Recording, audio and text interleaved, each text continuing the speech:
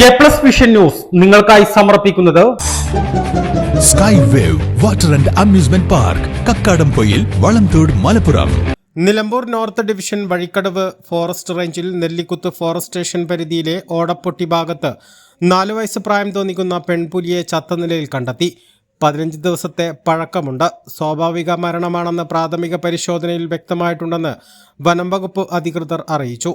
Eastern circle chief forest conservator അംഗീകരിച്ച postmortem പാനലിൽ ഉൾപ്പെട്ട ഡോക്ടർമാരും മറ്റ് പ്രതിനിധികളും ചേർന്ന് പുലിയുടെ ജഡം പോസ്റ്റ്മോർട്ടം ചെയ്തു. ജഡത്തിൽ നിന്ന് വിദഗ്ധ രാസപരിശോധനയ്ക്കായി സാമ്പിളുകൾ ശേഖരിച്ചു.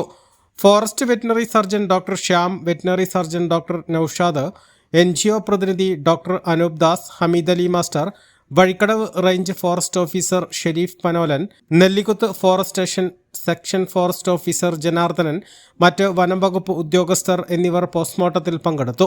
പുലിയുടെ ജഡം സ്റ്റാൻഡേർഡ് ഓപ്പറേഷൻ പ്രൊസീജിയർ പ്രകാരം സംസ്കരിച്ചു.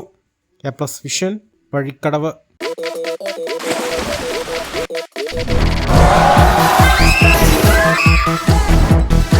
അതിരില്ലാത്ത ആഘോഷം, അളവില്ലാത്ത ആനന്ദം. Sky wave amusement park, Kakkadampoyil, Malappuram.